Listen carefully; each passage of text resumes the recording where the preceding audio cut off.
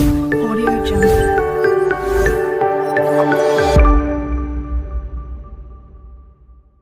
दोस्तों नमस्कार, स्वागत है आपका हमारे YouTube चैनल एसकेएस ज्ञान एंड एजुकेशन पर। मैं संदीप आपके लिए एक नया इन्फॉर्मेशन अपडेट लेकर के आया हूं। तो दोस्तों, यदि आप हमारे चैनल को पहली बार देख रहे हैं तो चैनल को आप सब्सक्राइब कर लें, बेल आइकॉन प्रेस करें, लाइक कमेंट और शेयर करें। दोस्तों, आज हम बात करने जा रहे हैं राष्ट्रीय स्वास्थ्य मिशन संविदा मानव संसाधन मैनुअल के बारे में। तो दोस्तों, जैसा कि आपको पता है कि आपसे जुड़ी हर अपडेट आप तक पहुंचाना और हर अपडेट्स की जानकारी ससमय आपको देना, ये हमारे लिए जिम्मेदारी का काम है। तो दोस्तों, वैसे ही आज हम आपके सामने एक अपडेट लेकर के आए हैं राष्ट्रीय स्वास्थ्य मिशन के मानव संसाधन मैनुअल को, जहां पर हम बात करेंगे संविदा अवधि एवं संविदा नियम पर, अनुबंध पर, मूल मासिक मानदेय, सेवा आधारित प्रतिवेदन, भत्ते, मासिक मानदेय कटौती, अवकाश, संविदा स्थानांतरण नीति, स्थानांतरण प्रक्रिया, कौशल वृद्धि प्रशिक्षण, अनुशासन आचरण, स्वास्थ्य संबंधी प्रावधान, जेंडर संवेदनशीलता, प्रदर्शन और हड़ताल में भाग लेना, परिवेदना का निराकरण, आकस्मिक मृत्यु होने पर अनुग्रह राशि, सेवा काल में मृत्यु होने पर अनुकंपा नियुक्ति, अन्य नियम। तो दोस्तों, चलते हैं और हम बात करते हैं मानव संसाधन नियम पर। तो दोस्तों, जैसा कि आप देख पा रहे हैं आपके सामने यहाँ पर एक पत्र दिखाई दे रहा है, जो कि पत्र राष्ट्रीय स्वास्थ्य मिशन मध्य प्रदेश भोपाल दिनांक 27/2/2025 का है। जहाँ पर आप देख सकते हैं लिखा है विषय नवीन राष्ट्रीय स्वास्थ्य मिशन मध्य प्रदेश संविदा मानव संसाधन मैनुअल 2025 के संबंध में। आगे देखते हैं, विषय अंतर्गत लेख है कि राष्ट्रीय स्वास्थ्य मिशन मध्य प्रदेश के अंतर्गत कार्यरत समस्त संविदा अधिकारियों एवं कर्मचारियों के लिए नवीन संविदा मानव संसाधन मैनुअल 2025 निर्धारित किया गया है। यह मैनुअल दिनांक 1 अप्रैल 2025 से प्रदेश में प्रयुक्त होकर संविदा मानव संसाधन मैनुअल 2021 संशोधित को अधिक्रमित करेगा। दोस्तों, जो 2021 का मैनुअल संसाधन मैनुअल था, उसमें बदलाव करते हुए 2025 का नया मैनुअल तैयार है।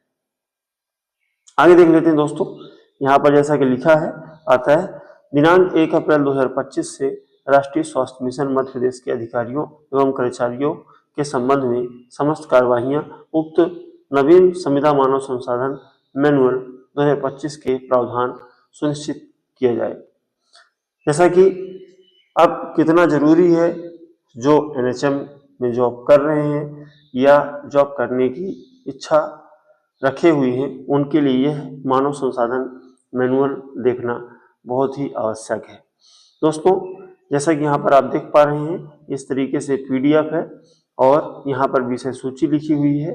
अब यहाँ पर देख सकते हैं नंबर 1, राष्ट्रीय स्वास्थ्य मिशन मध्य प्रदेश संविदा मानव संसाधन मैनुअल 2025 संक्षिप्त विवरण। यह मैनुअल राष्ट्रीय स्वास्थ्य मिशन संविदा मानव संसाधन मैनुअल 2025 कहलाएगा और यह 1/4/2025 से प्रदेश में लागू होगा।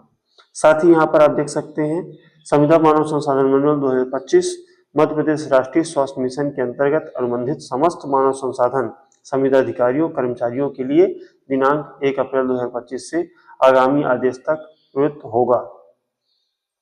साथ ही मानव संसाधन मैनुअल की अधिकारिता, और यहाँ पर थोड़ा और स्क्रॉल डाउन करते हैं, स्क्रॉल डाउन करके देखते हैं, इस तरीके से यहाँ पर एक एक निर्देश यहाँ पर लिखे हुए हैं। सबसे पहले यहाँ पर देख सकते हैं संविदा अवधि एवं संविदा नियम। तो यहाँ पर 1.1 में संविदा पदों पर नियुक्ति आदेश में अन्य उल्लेख न होने की स्थिति में संविदा अनुबंध दिनांक से वित्तीय वर्ष की समाप्ति वर्ष अर्थात 31 मार्च तक के लिए होगा। हर साल 31 मार्च तक के लिए होगा। जब भी नियुक्ति होगी उससे लेकर के जो वित्तीय वर्ष है, वित्तीय वर्ष जब समाप्त होता है तब तक के लिए होगा। 1.2 में देख सकते हैं संविदा अनुबंध के लिए न्यूनतम आयु 21 वर्ष, अधिकतम 62 वर्ष। एलोपैथिक स्नातक स्नातकोत्तर चिकित्सा अधिकारियों को छोड़कर होगी, इन पर लागू नहीं होगा एलोपैथिक स्नातक स्नातकोत्तर चिकित्सा अधिकारियों को छोड़कर। इसके साथ ही यहाँ पर देख सकते हैं 1.2.1 में नियमित सेवा से सेवानिवृत्त कर्मचारियों अधिकारियों एलोपैथिक स्नातक स्नातक चिकित्सा अधिकारियों को छोड़कर अधिकतम 65 वर्ष की आयु तक संविदा आधार पर कार्य करने की अनुमति होगी। संविदा स्नातक स्नातकोत्तर एलोपैथिक चिकित्सकों को अधिकतम 67 वर्ष की आयु तक संविदा अंतर्गत कार्य करने की अनुमति होगी तथा विशेष स्थिति में शारीरिक स्वास्थ्य को दृष्टिगत रखते हुए मिशन संचालक राष्ट्रीय स्वास्थ्य मिशन द्वारा अधिकतम 70 वर्ष की आयु तक कार्य करने की अनुमति दी जा सकेगी। यहाँ पर देख सकते हैं आयु गणना आलोच वर्ष की 1 जनवरी के आधार पर मान की जाएगी। साथ ही संविदा कर्मचारी अधिकारी की आयु जिस माह में 62 वर्ष हो रही है उस माह के अंतिम दिवस को उनकी सेवाएं स्वतः ही समाप्त मानी जाएंगी, परंतु यदि किसी संविदा कर्मचारी अधिकारी की जन्म तिथि माह की पहली तारीख है तब उसकी सेवा पूर्व माह के अंतिम तिथि को समाप्त मानी जाएगी। इस तरीके से आप देख सकते हैं यहाँ पर एक एक करके सारे निर्देश लिखे हुए हैं। 1.3 मिशन द्वारा आवश्यकता अनुसार नवीन भर्ती एवं प्रतिनियुक्ति द्वारा रिक्त पदों की पूर्ति की जा सकेगी। साथ ही राष्ट्रीय अथवा अंतर्राष्ट्रीय मान्यता प्राप्त संस्थाओं में चयन प्रक्रिया कैंपस चयन के माध्यम से किया जा सकेगा। मध्य प्रदेश के अतिरिक्त अन्य राज्यों के मूल निवासी सभी संवर्ग के अभ्यर्थी चयनित को अनच्छित श्रेणी का माना जाएगा। दोस्तों आगे बात कर लेते हैं यहाँ पर अनुबंध को लेकर के। नंबर 2 पॉइंट है अनुबंध को लेकर के। संविदा अधिकारियों कर्मचारियों के साथ अनुबंध निष्पादन। संविदा कर्मचारियों द्वारा प्रथम नियुक्ति आदेश प्राप्त होने के पश्चात राज्य स्वास्थ्य समिति जिला स्वास्थ्य समिति तथा प्राधिकृत अधिकारी के साथ गैर न्यायिक बंध पत्र जिसकी राशि मध्य प्रदेश शासन के नवीनतम दिशा निर्देशों के अनुरूप होगी पर अनुबंध निष्पादित किया जाना होगा। संविदा पर कार्य करने हेतु नियुक्त अधिकारियों कर्मचारियों के अनुबंध को एक बार निष्पादित किए जाने के बाद समान संविदा शर्तों पर पुनः नए सिरे के अनुबंध निष्पादित करने की आवश्यकता नहीं होगी तथा वार्षिक सेवा आधारित प्रतिवेदन के आधार पर संविदा अधिकारी कर्मचारियों के कार्यकाल में वृद्धि की जा सकेगी। आगे देख लेते हैं यहाँ पर समानता यह अनुबंध राज्य स्तरीय कर्मचारी अधिकारियों के लिए मिशन संचालक अथवा मिशन संचालक द्वारा प्राधिकृत अधिकारी एवं संभाग स्तरीय कर्मचारी अधिकारियों के लिए क्षेत्रीय संचालक स्वास्थ्य सेवाएं। तीसरा नंबर जिला या इससे निचले स्तर के कर्मचारी अधिकारियों के लिए मुख्य चिकित्सा एवं स्वास्थ्य अधिकारी के मध्य निष्पादित किया जाएगा अनुबंध। दोस्तों आगे देख लेते हैं यहाँ पर जैसे कि आप देख पा रहे हैं प्रथम संविदा चरित्र सत्यापन। संविदा पद पर चयनित कर्मचारी अधिकारी को नियुक्ति के समय इस आशय का स्वप्रमाणन देना होगा कि उसके द्वारा प्रस्तुत समस्त दस्तावेज सत्य एवं वैध हैं तथा उसके विरुद्ध किसी अन्य संस्था में कोई शिकायत आपराधिक प्रकरण विचाराधीन नहीं है। संविदा पद पर चयनित आवेदक का राष्ट्रीय स्वास्थ्य मिशन मध्य प्रदेश अथवा संबंधित जिले द्वारा पुलिस अधीक्षक से चरित्र सत्यापन कराया जाएगा। चरित्र के संबंध में किसी प्रतिकूल टिप्पणी की दशा में परीक्षण उपरांत सक्षम अधिकारी द्वारा यथोचित निर्णय लिया जाएगा। दोस्तों अनुबंध पर चिकित्सीय जांच नियुक्ति आदेश जारी होने के पश्चात व कार्यभार ग्रहण करने के पूर्व अभ्यर्थी द्वारा मेडिकल फिटनेस हेतु स्वयं के व्यय पर जिला चिकित्सीय बोर्ड का चिकित्सा प्रमाण पत्र प्रस्तुत करना होगा। चिकित्सा बोर्ड द्वारा किए गए चिकित्सीय परीक्षण में पात्र पाए जाने पर ही संविदा नियुक्ति वैध होगी। गर्भवती महिलाओं के चिकित्सीय दशा को दृष्टिगत रखते हुए तुरंत अनुबंध नहीं किया जाएगा।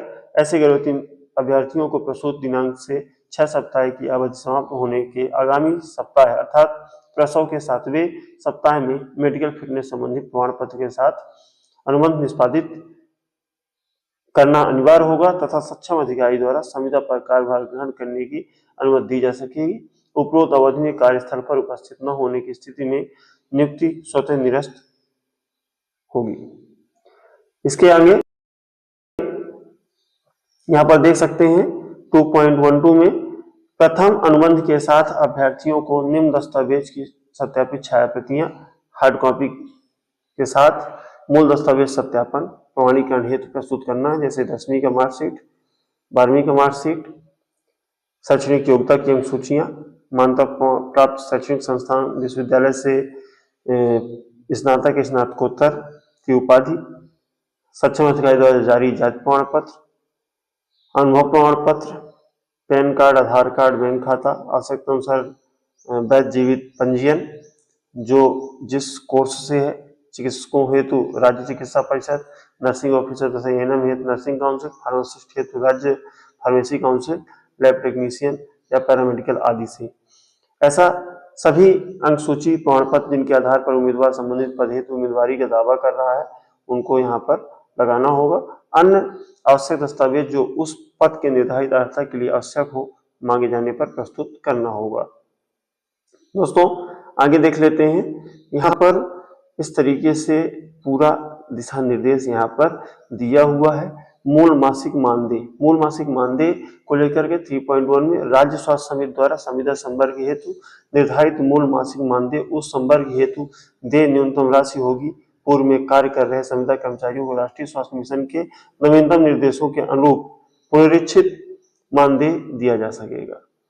इसके साथ ही यहाँ पर आप और देख सकते हैं, यहाँ वार्षिक वृद्धि का काल्पनिक उदाहरण दिया हुआ है, जिससे यहाँ पर बताया गया है। माना कि 1 अप्रैल 2018 की स्थिति में किसी संविदा कर्मचारी अधिकारी की नियमित पद के समकक्ष पूर्व निर्धारित पारिश्रमिक 1000 रुपये प्रतिमाह है, तो वार्षिक उपभोक्ता मूल्य सूचकांक के आधार पर वित्तीय वर्ष 19-20 के लिए 7.69% की वृद्धि जोड़ने पर 1 अप्रैल 2019 की स्थिति में पारिश्रमिक बढ़कर 1076 रुपये 90 पैसा प्रतिमाह हो जाएगा। इस तरीके से यहाँ पर वार्षिक वृद्धि का काल्पनिक उदाहरण सारणी दिया हुआ है। आगे देखते हैं, इसको थोड़ा स्क्रॉल डाउन कर लेते हैं। एक यहाँ पर देख सकते हैं वार्षिक वृद्धि का काल्पनिक उदाहरण सारणी नंबर 2 है। माना कि संविदा कर्मचारी अधिकारी की नियुक्ति तथा 1 जनवरी 2020 है और इस स्थिति में परिप्रेक्ष्य में उनका नियमित पद के समकक्ष पुनः निर्धारित पारिश्रमिक 1000 रुपये प्रतिमाह है। नियम अनुसार 1 अप्रैल की स्थिति में वार्षिक वृद्धि के लिए यह आवश्यक है कि वार्षिक वृद्धि निर्धारण के ठीक पूर्व के वर्ष में संविदा पद पर कम से कम 1 वर्ष की निरंतर सेवा पूर्ण की गई हो। ऐसी स्थिति में 1 जनवरी 2020 को नियुक्ति संविदा कर्मी की 1 वर्ष की निरंतर सेवा अवधि 1 जनवरी 2021 समाप्त होगी। ऐसे यहाँ पर आप देख सकते हैं। आगे इसका पीडीएफ डाउनलोड करके आप खुद इसको पढ़ सकते हैं। मैं बता दूंगा कि कहाँ से आपको इसको डाउनलोड करना है और आप इसको बारीकी से देख पाएंगे। साथ ही यहाँ पर सेवा आधारित प्रतिवेदन के बारे में है। संविदा पर कार्यरत कर्मचारी अधिकारियों का प्रतिवर्ष सेवा आधारित प्रतिवेदन द्वारा दक्षता आकलन किया जाएगा। यह आकलन आलोच्य वर्ष के माह फरवरी मार्च में किया जाएगा। सेवा आधारित प्रतिवेदन द्वारा दक्षता आकलन TOR टर्म्स ऑफ रेफरेंस के अनुरूप संदर्भित संविदा के लिए किए गए कार्य के आधार पर किया जाएगा। थोड़ा यहाँ पर देख लेते हैं सेवा आधारित प्रतिवेदन प्रक्रिया क्या होगी। सेवा आधारित प्रतिवेदन प्रतिवर्ष ऑनलाइन पद्धति से human resources management information system के माध्यम से किया जाएगा। नंबर 2, सेवा आधारित प्रतिवेदन प्रतिवर्ष 3 स्तरों पर निम्न सारणी के अनुसार किया जाएगा। संविदा अधिकारियों कर्मचारियों द्वारा स्वमूल्यांकन 10 माह 1 फरवरी तक, प्रतिवेदन अधिकारी 28 फरवरी तक, समीक्षक अधिकारी 10 मार्च तक, स्वीकारकर्ता अधिकारी 20 मार्च तक। इसके साथ ही संविदा कर्मचारी अधिकारियों के सेवा आधारित प्रतिवेदन हेतु विभिन्न स्तरों पर निर्धारित प्रतिवेदन अधिकारी, समीक्षक अधिकारी एवं स्वीकारकर्ता अधिकारी निम्नानुसार होंगे। जैसे विकासखंड लेवल पर विकासखंड चिकित्सा अधिकारी, समीक्षा अधिकारी, मुख्य चिकित्सा एवं स्वास्थ्य अधिकारी और स्वीकारकर्ता अधिकारी क्षेत्रीय संचालक स्वास्थ्य सेवाएं। जिला स्तर पर सिविल सर्जन, सह अस्पताल अधीक्षक, मुख्य चिकित्सक एवं स्वास्थ्य अधिकारी, क्षेत्रीय संचालक स्वास्थ्य सेवाएं, मुख्य प्रशासकीय अधिकारी NHM मध्य प्रदेश। राज्य स्तर पर और संभाग स्तर हेतु संबंधित कार्यक्रम अधिकारी, संचालक NHM और मिशन संचालक NHM मध्य प्रदेश। इस तरीके से आगे देख लेते हैं। यहाँ पर एक वर्ष की संविदा कालावधि समाप्त पर सक्षम अधिकारी द्वारा संविदा कर्मचारी अधिकारी के आचरण एवं सेवा का आकलन पारदर्शी प्रक्रिया का निर्धारण करते हुए किया जाएगा ताकि स्वेच्छाचारिता की स्थिति में निर्मित न हो। ग्रेडिंग का श्रेणीकरण निम्नानुसार होगा: बहुत अच्छा, अच्छा, औसत, औसत से कम। इस तरीके से उनका मूल्यांकन होगा। आगे देख लेते हैं यहाँ पर भत्ते की बात है। भत्ते संविदा कर्मचारी अधिकारियों को महंगाई एवं अन्य भत्ते जैसे गृह भाड़ा भत्ता, चिकित्सा भत्ता, स्थानांतरण भत्ता आदि की पात्रता नहीं होगी। यात्रा एवं दैनिक भत्ता संविदा कर्मचारी को मिशन संचालक अथवा प्राधिकृत अधिकारी से आदेशित शासकीय कार्य हेतु यात्रा करने पर समकक्ष ग्रेड पे हेतु मध्य प्रदेश शासन वित्त विभाग द्वारा समय समय पर जारी नियमों के अनुरूप यात्रा भत्ता एवं दैनिक भत्ते की पात्रता होगी। इसके अतिरिक्त अन्य किसी भी प्रकार के भत्ते की पात्रता नहीं होगी। मासिक मानदेय में कटौती, टीडीएस कटौती, संविदा कर्मचारी की मासिक मानदेय राशि में से प्रतिमाह टीडीएस कटौती किया जाएगा। इस हेतु आयकर विभाग द्वारा समय समय पर जारी दिशा निर्देशों का पालन भी किया जाएगा। ईपीएफ कटौती भारत शासन एवं मध्य प्रदेश शासन द्वारा समय समय पर जारी निर्देशों के प्रकाश में कार्यकारिणी समिति, अपर मुख्य सचिव, प्रमुख सचिव, लोक स्वास्थ्य एवं चिकित्सा शिक्षा मध्य प्रदेश द्वारा लिए गए निर्णय के अनुरूप मानदेय में ईपीएफ का कटौती किया जाएगा। अवकाश यहाँ पर देख सकते हैं। आकस्मिक अवकाश संविदा पर नियुक्त कर्मचारी अधिकारियों को निम्नानुसार एक कैलेंडर वर्ष में 13 दिन की आकस्मिक अवकाश एवं 3 दिवस के ऐच्छिक अवकाश की पात्रता होगी। एक माह में अधिकतम 3 दिवस के आकस्मिक अवकाश की पात्रता होगी। 3 दिवस से अधिक दिवसों हेतु लिए गए निरंतर अवकाश अवधि को अवैतनिक माना जाएगा। विशेष परिस्थितियों में मिशन संचालक की पूर्व अनुमति से 3 से अधिक दिवसों का अवैतनिक अवकाश स्वीकृत किया जा सकेगा, किंतु इस अवकाश में जाने के पूर्व आवेदन देना होगा। अवकाश की कार्योत्तर स्वीकृत नहीं दी जाएगी। विशेष अवकाश मध्य प्रदेश शासन सामान्य प्रशासन विभाग के परिपत्र क्रमांक C52/2018-13 दिनांक 22/7/2023 अनुसार संविदा कर्मचारी अधिकारियों को एक वर्ष में 15 दिवस विशेष अवकाश की पात्रता होगी। यहाँ पर इम्पोर्टेंट है महिलाओं के लिए प्रसूति अवकाश। संविदा महिला अधिकारी कर्मचारियों को 180 दिवस की प्रसूति अवकाश की पात्रता होगी। इस अवकाश की गणना लगातार होगी, अर्थात इसे टुकड़ों में नहीं आवेदित किया जा सकेगा। यदि अवकाश अवधि 1 से अधिक वित्तीय वर्षों में विस्तारित हो तो अवकाश अवधि वित्तीय वर्षांत तक होगी। आगामी वित्तीय वर्ष हेतु शेष अवधि हेतु इसकी गणना अगले वित्तीय वर्ष में संविदा सेवा की निरंतरता की स्थिति अनुरूप होगी। दोस्तों, ये तो रही अवकाश से संबंधित। आगे देख लेते हैं पितृत्व अवकाश। पुरुष संविदा कर्मचारी अधिकारियों को 15 दिवस के पितृत्व अवकाश की पात्रता होगी। यह अवकाश अवधि निर्धारित आकस्मिक अवकाश के अतिरिक्त होगी। पितृत्व अवकाश प्रथम 2 जीवित संतानों तक ही देय होगा। पितृत्व अवकाश स्वीकृत करने का अधिकार राज्य स्तरीय कार्यालय की ओर से प्राधिकृत अधिकारी द्वारा होगा। प्रसूति अवकाश अथवा पितृत्व अवकाश स्वीकृत कराने हेतु आवेदक को अनुबंधकर्ता अधिकारी को आवेदन देना होगा। तदनुसार अनुमोदन उपरांत ही अवकाश स्वीकृत किया जा सकेगा। साथ ही यहाँ पर देख सकते हैं संविदा स्थानांतरण नीति क्या है। संविदा कर्मचारी अधिकारियों का स्थानांतरण मिशन संचालक राष्ट्रीय स्वास्थ्य मिशन मध्य प्रदेश की स्वीकृति उपरांत समान्तर वर्ष में एक बार अथवा समान प्रशासन विभाग द्वारा स्थानांतरण की रोक पर शिथिलता देने पर किया जा सकेगा। साथ ही 8.2 संविदा कर्मचारी अधिकारियों के स्थानांतरण आवेदन पोर्टल के माध्यम से स्वीकार किए जाएंगे। 8.3 संविदा कर्मचारी अधिकारियों के स्थानांतरण तत्समय उपलब्ध रिक्त पदों के विरुद्ध किए जाएंगे। 8.4 संविदा कर्मचारी अधिकारियों द्वारा स्थानांतरण के आवेदन हेतु न्यूनतम 2 वर्ष की निर्बाध सेवा अवधि सफलतापूर्वक पूर्ण होना अनिवार्य है। इस तरीके से यहाँ पर स्थानांतरण के संबंध में है। और इसको हम थोड़ा स्क्रॉल डाउन कर लेते हैं। यहाँ पर है इंपॉर्टेंट पॉइंट, राष्ट्रीय स्वास्थ्य मिशन मध्य प्रदेश अंतर्गत संविदा कर्मचारियों के स्थानांतरण प्रक्रिया की समयबद्ध तालिका निम्नानुसार निर्धारित है। जैसे यहाँ पर गतिविधि देख सकते हैं, अधिकतम समय अवधि देख सकते हैं। Human resources management information system में स्थानांतरण हेतु ऑनलाइन आवेदन यहाँ पर देख सकते हैं। प्रतिवर्ष जारी स्थानांतरण नियम अनुसार आवेदन करने की अंतिम तिथि, आवेदनों की जांच आवेदन करने की अंतिम तिथि से आगामी 15 दिन के भीतर, अंतिम आदेश स्क्रूटनी की अंतिम तिथि से आगामी 15 दिवस के भीतर, अपील अवधि स्थानांतरण आदेश जारी होने के दिनांक से 30 दिवस के भीतर, स्थानांतरण उपरांत रिलीविंग एवं नवीन पदस्थापना स्थल पर ज्वाइनिंग, स्थानांतरण आदेश जारी होने से अधिकतम 14 कार्य दिवस के भीतर। इसके बाद यहाँ पर देख सकते हैं स्थानांतरण की प्रक्रिया है। जैसे कि यहाँ पर एक पॉइंट देख लेते हैं, राष्ट्रीय स्वास्थ्य मिशन मध्य प्रदेश के जिला स्तरीय संविदा कर्मचारी अधिकारियों का जिले के भीतर स्थानांतरण प्रशासनिक आधार पर राष्ट्रीय स्वास्थ्य मिशन संविदा मानव संसाधन मैनुअल 2025 के प्रावधानित नियमों का पालन करते हुए संबंधित जिले के पदेन अध्यक्ष जिला स्वास्थ्य समिति मध्य प्रदेश द्वारा संविदा पद की रिक्ति तथा नियमित संवर्ग के समतुल्य कर्मचारी अधिकारियों की उपलब्धता को दृष्टिगत रखते हुए किया जा सकेगा। आगे देखते हैं यहाँ पर कौशल वृद्धि प्रशिक्षण संविदा तकनीकी मानव संसाधन को यथा विशेषज्ञ चिकित्सक स्टाफ नर्स आदि को समय समय पर आवश्यकता अनुसार कौशल प्रशिक्षण दिया जा सकेगा। उक्त प्रशिक्षण की अधिकतम अवधि 1 माह की होगी, जिसे संबंधित कार्यक्रम प्रभारी की अनुशंसा पर मिशन संचालक राष्ट्रीय स्वास्थ्य मिशन मध्य प्रदेश द्वारा परिवर्तित किया जा सकेगा। अनुशासन और आचरण यहाँ पर दिया हुआ है और इसके साथ ही यहाँ पर आप देख सकते हैं आपराधिक प्रकरण होने पर क्या होगा, आप यहाँ पर देख पा रहे हैं।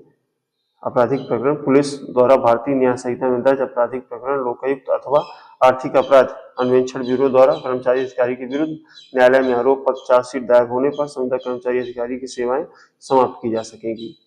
इसके साथ ही शिकायत जांच निर्णय एवं अपील अधिकारी के संबंध में प्रावधान निम्नानुसार है।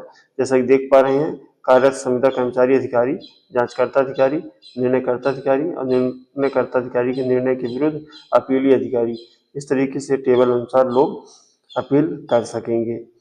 तो दोस्तों इस तरीके से पूरा नया मानव संसाधन मैनुअल रहा, जो कि सभी को पढ़ना जरूरी है, एक एक पेज यहाँ पर देखना जरूरी है।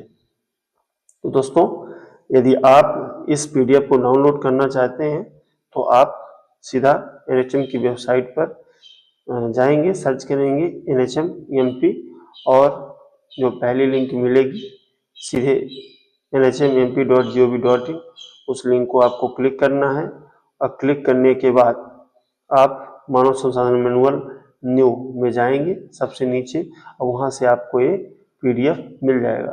तो जरूरी है आपके लिए, जो भी इच्छुक हैं नेशनल हेल्थ मिशन के अंतर्गत जॉब के लिए अध्ययन कर रहे हैं, तैयारियां कर रहे हैं, उनके लिए बेहद आवश्यक है कि वे पहले मानव संसाधन मैनुअल 2025 को अध्ययन कर लें और कैसे जॉब होगी, कितना पारिश्रमिक होगा, कितना अवकाश मिलेगा, हमारा अपीली अधिकारी कौन होगा, इस तरीके से बहुत सारी चीजें इस मैनुअल मानव संसाधन मैनुअल में 2025 में दिया हुआ है। आप यहाँ से कर सकते हैं।